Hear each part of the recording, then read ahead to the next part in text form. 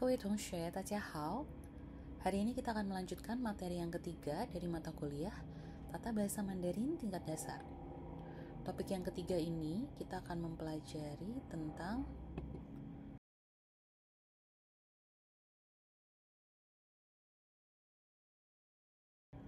怎么样用来询问状态。比如说，你的汉语怎么样？你妈妈身体怎么样？明天天气怎么样？今天考试怎么样？怎么样 digunakan untuk menanyakan keadaan. Menanyakan bagaimana kondisi, keadaan, misalnya belajar bahasa Mandarin kita, kesehatan, cuaca, dan lain sebagainya. Nah, jadi 怎么样 ini juga bisa kita artikan setara dengan bagaimana. Seperti itu. Tidak sulit ya untuk kalimat ini. 怎么样 pasti sudah sering digunakan dan sering muncul dalam contoh-contoh kalimat yang kita pelajari dari semester 1. Baik, yang berikutnya kita akan pelajari satu materi yaitu 主谓谓句. Pada pertemuan-pertemuan sebelumnya kita sudah pernah membahas terkait 主语, 谓语, 宾语. Nah, pada materi ini kita akan mempelajari tentang 主谓谓句. Nah, bagaimana kalimat ini? Apakah berbeda atau sama dengan materi sebelumnya? Silahkan teman-teman juga bisa membuka di buku pelajaran masing-masing. Nah, di sini juga sudah saya ringkas, saya tuliskan bahwa 主谓谓句 dalam bahasa Mandarin adalah sejenis kalimat di mana predikatnya adalah frasa subjek predikat. 主谓谓句中的谓语是一个主语结构的短语，它的格式就是 jadi ada 全句主语 subjek kalimat, kemudian ada 全句谓语 predikat kalimat. Nah, predikat kalimat ini masih bisa kita kategorikan menjadi dua, masih bisa dipecah, diklasifikasikan menjadi dua, yaitu 主语 dan 谓语. Contoh di kalimat ini ada, kita sebutnya karena akan ada dua 主语, kita sebut 大主语, seperti itu ya. 大主语, kemudian 大谓语. Yang bisa diklasifikasikan lebih kecil lagi, bisa dipecah lebih kecil lagi, yaitu 大谓语 menjadi 小主语yang dia berkedudukan sebagai subjek, dan 小谓语 dia berkedudukan sebagai predikat. Silahkan bisa mengikuti老师 untuk baca contoh kalimat ini ya. 我身体很好，我身体很好，我身体不太好，我身体不太好. Nah, sebetulnya 身体很好 atau 身体不太好 itu masuk dalam kategori 大谓语, tetapi 身体 di sini juga bisa berkedudukan sebagai subjek. Seandainya tidak ada 我, mereka pun sudah bisa menjadi sebuah kalimat. 身体很好，身体不太好. Nah, jadi di dalam 大谓语 ini akan ada dua hal di sana, yaitu 小主语 dan 小谓语. Kita lihat contoh berikutnya, 同学们 bisa 跟着老师读。他工作很忙，他工作很忙.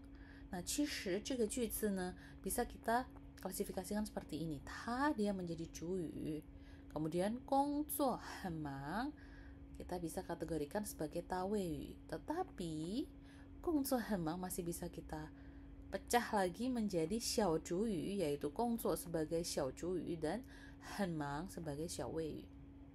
好，第三个句子同学们也可以一起读。你要的书我买到了，你要的书我买到了。那这个你要的书它就是这句子中的大主语, sedangkan 我买到了 bisa diklasifikasikan, dipecah lagi menjadi dua, 我 sebagai 小主语 dan 买到了 sebagai 小谓语. Jadi 大谓语 di sini dia di dalamnya ada kata yang bisa berdiri sebagai subjek. Nah, ini adalah struktur kalimat atau contoh kalimat yang masuk kategori 主谓谓句. Begitu, kita lanjut ya. Nah, subjek pada frasa subjek predikat biasanya merupakan bagian dari subjek kalimat tersebut atau yang berhubungan dengannya. Nah, di dalam buku, di dalam materi, di sana juga sudah ada ya catatannya. Teman-teman bisa ulangi lagi, dibaca kembali satu kali lagi supaya semakin paham apa yang dimaksud dengan 主谓谓句. Semoga semakin paham ya dengan contoh-contoh kalimat itu. Nah, berikutnya kita lanjut ke materi yang selanjutnya, penggunaan 程度副词. Kita sudah bahas ya 程度副词态atau kata keterangan bertingkat yang menggunakan 态。那副词态表示什么意思呢？就是程度深的意义。用态的句为常态了。Nah, dia biasanya diikuti dengan le ya, menunjukkan kedalaman tingkat signifikansi sebuah situasi. Dia adalah kata bantu yang biasanya bertemu dengan kata sifat. Ya, betul sekali. Bertemu dengan kata sifat atau 形容词. Nah, le ini biasanya digunakan di akhir kalimat. 太什么什么了，太什么什么了, tetapi tidak di dalam kalimat negatif. Nah, contohnya, teman-teman juga bisa baca ya bersama-sama. 太热了，太热了。热 di sini dia adalah kata sifat, betul ya? Dia menggambarkan, menyatakan tingkatan cuaca pada hari itu sangat panas, terlalu panas sehingga menggunakan kata keterangan bertingkat 太 yang bisa diikuti dengan le di belakangnya. 好，第二个句子，天气太冷了，天气太冷了。好，第三个，我身体不太好，我身体不太好。Kalimat ketiga kenapa le-nya hilang? Ya, karena di sini sudah dituliskan dalam kalimat negatif penggunaan kata bertingkat, kata keterangan bertingkat 太 tidak diikuti dengan le. Tidak diikuti dengan le, seperti itu ya.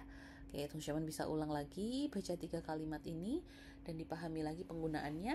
Yang pasti adalah harus diikuti dengan 形容词 atau kata sifat. 对的，很好。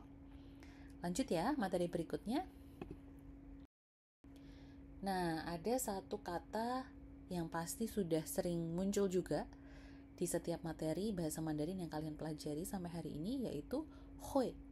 Di sini dia masuk kategori 能愿动词, kata kerja bantu hui.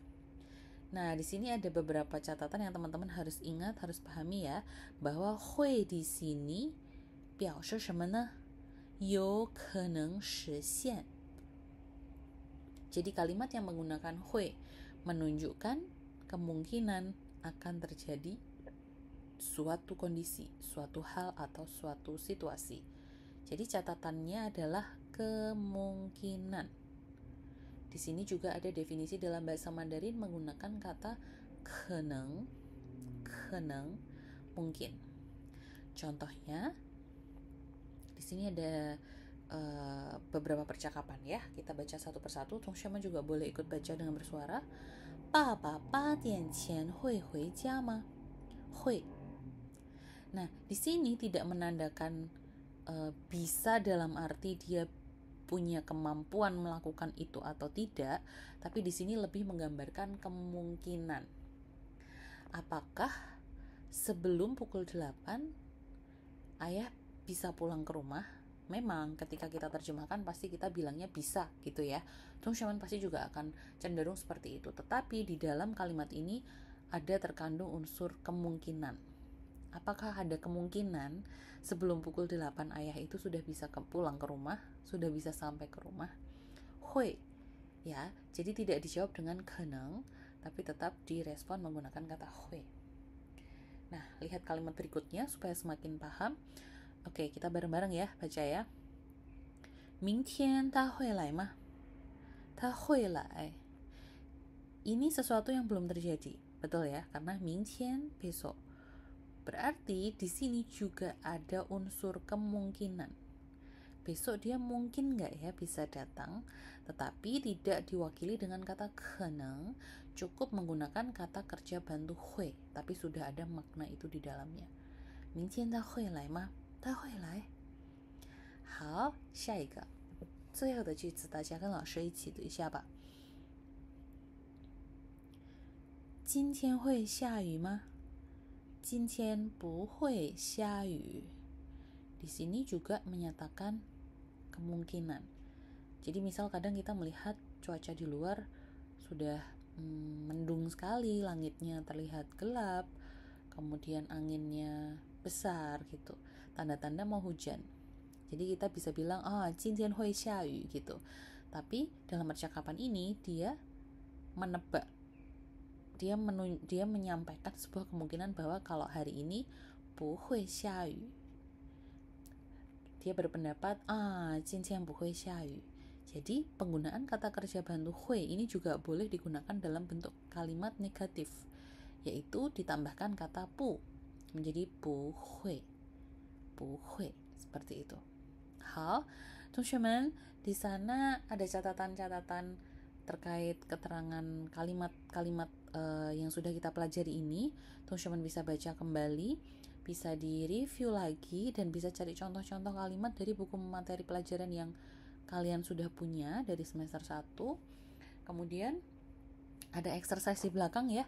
Exercise di belakang silakan boleh dikerjakan bersama dengan teman-teman. Tidak secara formal membentuk kelompok, itu tidak, tapi boleh silahkan kalian berdua, bertiga, berempat, dan seterusnya. Kalian boleh diskusi untuk mengerjakan, tetapi masing-masing mahasiswa punya tugas untuk mengerjakan sendiri-sendiri di buku kotak-kotak. Ada soal latihan di sana, topik ketiga, yaitu melengkapi kalimat. Betul ya, kalian semua sudah punya bukunya ya, penggunaan 太什么什么了. Nah, tuliskan di buku kotak, kemudian setiap lembar, kalau 1 lembar, ya tulis sekali aja, kalau 2 lembar berarti di keduanya tuliskan nama ya, nama NIM-nya kalian tuliskan di sana, kemudian nanti di fotonya urut, lurus, menurun ya, jangan mendatar, jadi supaya ketika PDF-nya dibuka nanti langsung terlihat dengan jelas. Dan jangan lupa dikumpulkan di Spada, ikuti instruksi arahan di sana, nama filenya, formatnya, dan waktu pengumpulannya. Seperti itu untuk perkuliahan hari ini. Terima kasih sudah menyimak.